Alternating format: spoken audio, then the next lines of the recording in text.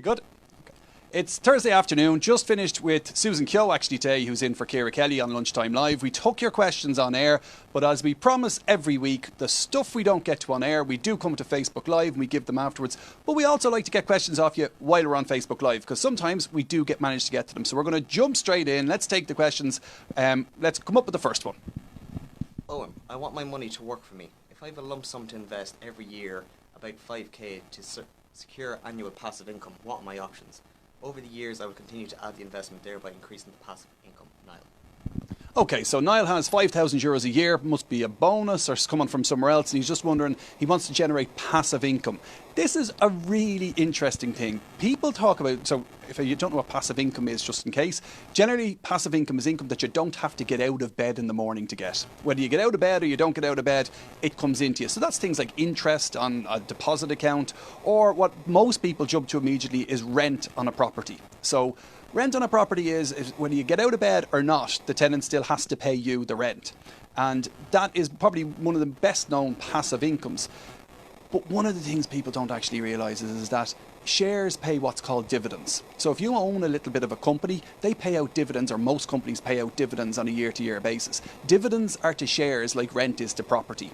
So you can get a passive income from shares as well. There is a little bit of a problem with dividends from shares at the moment, and that is the fact that everybody's looking for income. That's what they want, because they're worried about their long-term future or whatever's going on. They're looking for, so it does actually inflate some of the prices on the shares. We're getting very, very complicated. Really what it comes back to, if you've €5,000 a year, you've got a huge opportunity to invest in the markets on a regular basis. €5,000 is not going to get your property, so you need to look at other things. You need to look at shares, you need to look at bonds, you need to look at stuff like that and invest in them, and then the dividends will be coming in. What I would say to you is that taking that passive income on a year-to-year basis, actually taking it out and spending it, does do big long-term damage to your overall performance. And if you can afford to it all, you should leave it alone. Invest and forget. Leave the thing alone, except, of course, if you're already retired and you need the income, then eat your money away. Do whatever you need to do. But if you're in what we call the accumulation stage, let the money build up, and then when you hit retirement, start drawing it out. Hi Owen, I'm returning to work after maternity leave. I took 16 weeks unpaid and then 6 weeks parental leave. Am I going to receive any tax back, or is there anything I need to do? Thanks. This is a great question. So you've been off for 16 weeks and then you took 6 weeks unpaid. And this just doesn't apply to people who are on maternity leave. This applies to anybody who takes time off during the year, or maybe you took the summer off with the kids, or maybe you just took a break between two jobs, or maybe you were away for a little while.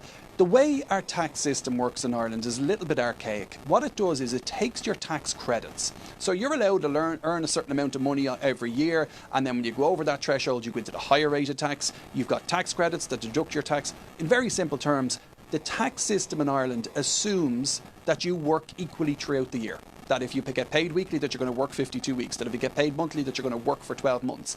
If you don't work for a few weeks or a month or 2 months, the tax system doesn't allow for the fact that it still divides your tax credits and your allowances by 12 in the monthly situation. It divides it down by 12, which means that there's 2 months there that you were off that you didn't use up any of your tax credits. Now, it's very simple to fix this. All you need to do is, when the year is over, you ring Revenue, or you get online and you request from Revenue a balancing statement. Now, what a balancing statement does is Revenue just run a quick thing, and it looks at it to say, were the tax credits applied? If they were applied equally throughout the year, were they used up every month? And if not, is there a refund due?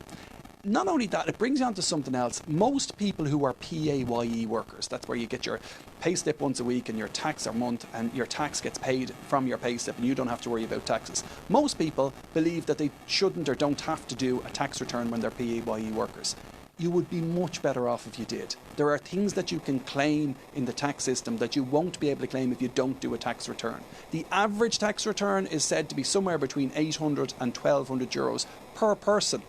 And therefore, it's well worth your while going in and claiming for things like medical expenses that you haven't claimed anywhere else. And there's a few other bits and pieces that you can claim for, but it is really important to do it, even if you're a PAYE worker. So the answer to your question, you've been on maternity leave, you've had 16 weeks with no pay, or 6 weeks with no pay and 16 weeks off as well.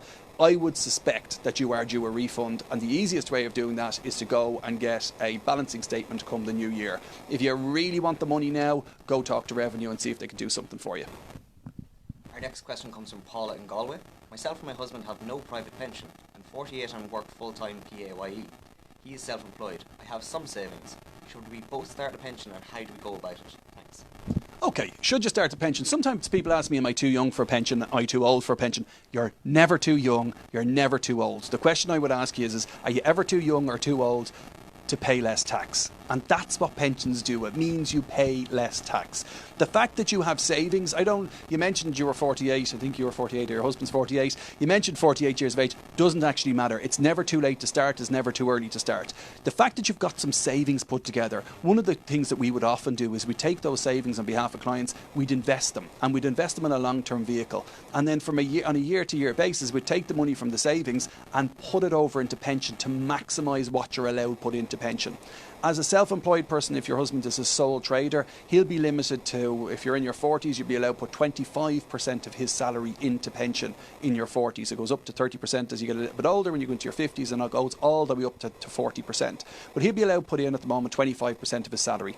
As an employee of someone, your boss can put in much more money than that. If you've got a company, they can put in considerably more, but you're still limited in your 40s to 25% of your salary. How you go about setting it up? You need to talk to somebody, and talk to an advisor, talk to a pension advisor. If you're in the workforce and you're working in a company, your employer does actually need to facilitate you taking out a pension and give you access to a pension advisor. That's what the legislation says. They don't have to pay into it. They do have to facilitate it to take it out of your wages, but you can talk to your employer about who's the pension provider for the job, and they can set you up with what's called a PRSA. But do get advice. It's well worth getting advice at this stage. One word of warning, and that is, if you go to someone and say, I want to take out a pension, and they say, yeah, no problem, we'll take it out, and they ask you nothing else, run a mile.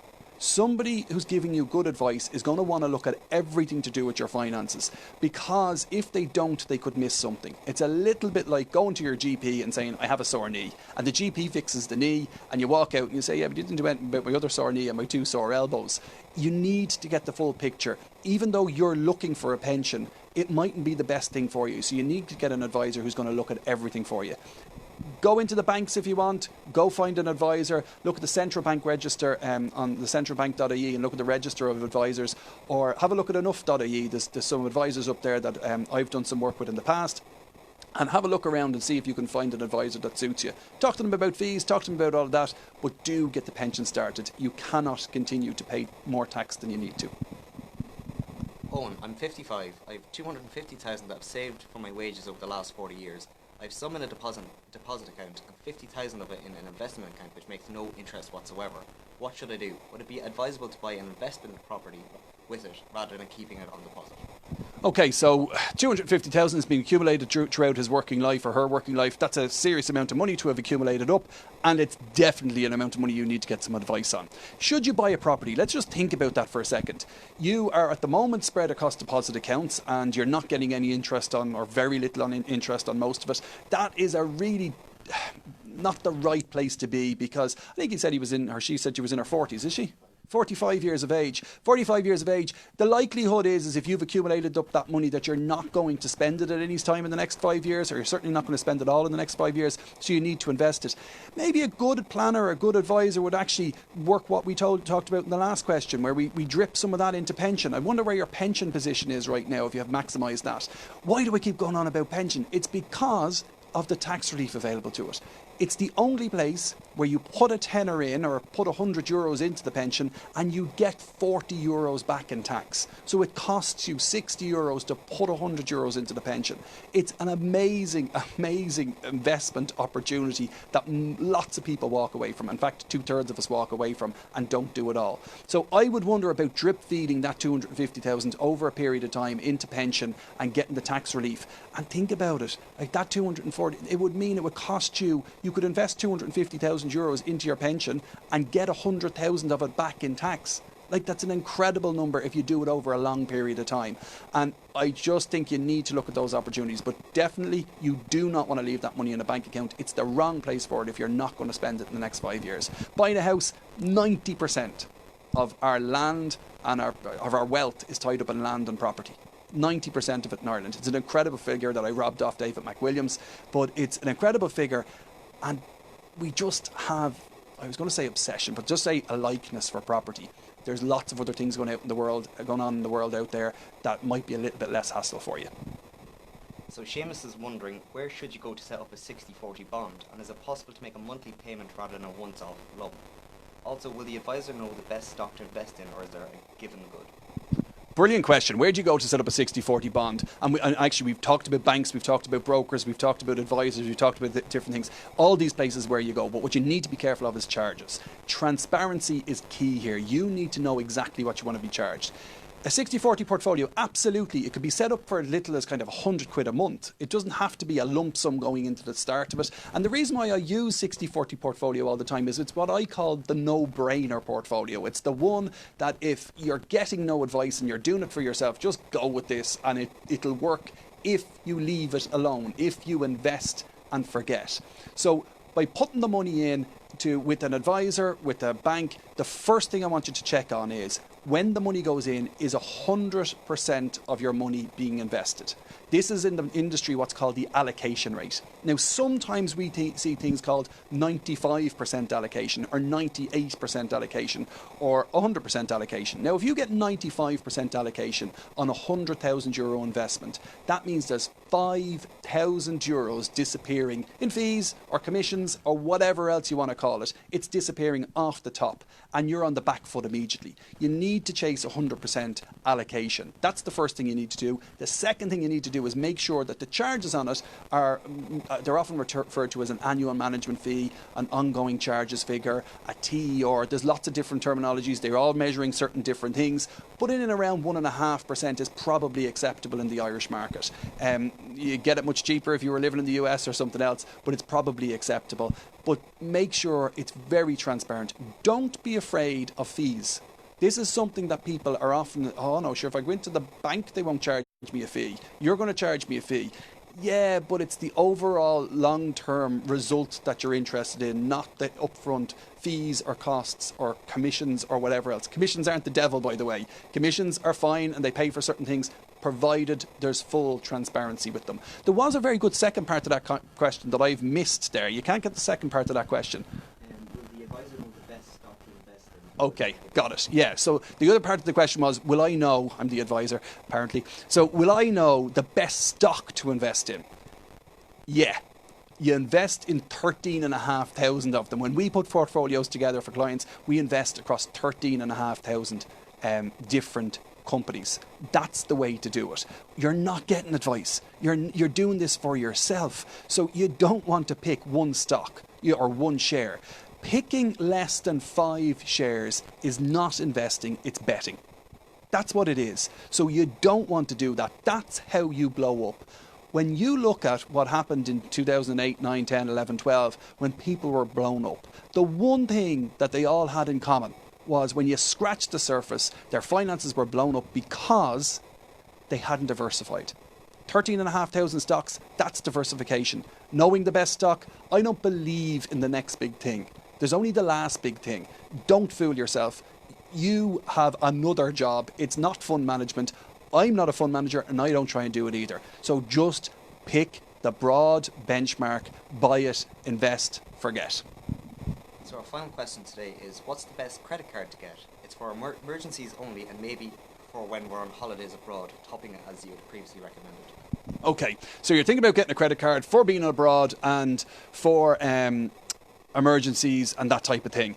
One of the problems is there's a stamp duty on credit cards, so whether you use it or you don't use it, I think it's 40 quid a year, but somebody might be able to text in and correct me if it's not 40 quid a year. You've got that charge straight away. So that's an expensive emergency if you never have an emergency.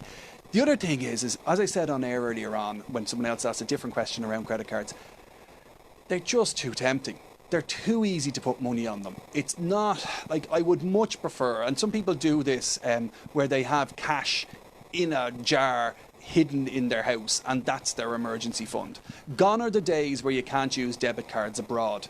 You don't have to have a Visa card abroad. You can have a debit card abroad and have an emergency pot that you can access there. The only place you get caught with debit card abroad actually is at the car rental desk. If you haven't got a Visa card, they will take a surplus of kind of a charge over your account of €1,500 or €2,000, depending on the value of the car. You don't have that money for the whole 2 weeks of your holiday or week of your holiday, and then they release it back onto your card when you're going home. That can be a problem if you don't have 1,500 quid to spare. Or else you can get around all that by buying our excess insurance, and that's what they do. But, so credit cards are useful for situations like that. I'm going to be honest, I hate them. They are awful things. And the problem with them is that they are just too tempting, too easy to put money on. And you'll apply for one and you'll ask for €1,000 limit, and they'll send you out one and say, guess what, we gave you a €5,000 limit, because they know at some stage you are going to succumb to the problems of credit cards. I was talking to a client last week who had a credit card for 4 years sitting in their wallet, never touched it once, and now they have thousands on the credit card. One thing changed, and it's like a treadmill. It's really hard to get off it, and you just get caught out in it. So please don't get a credit card if you haven't got one already. That's it for today. That's all. Well, maybe it's not all the questions, but it's all the time we have. Thanks very much. We will be back, I'm sure, next Thursday. It's usually Thursdays at 2 o'clock. I'll definitely be on Lunchtime Live next Thursday, and I hope to see you on Facebook Live immediately after.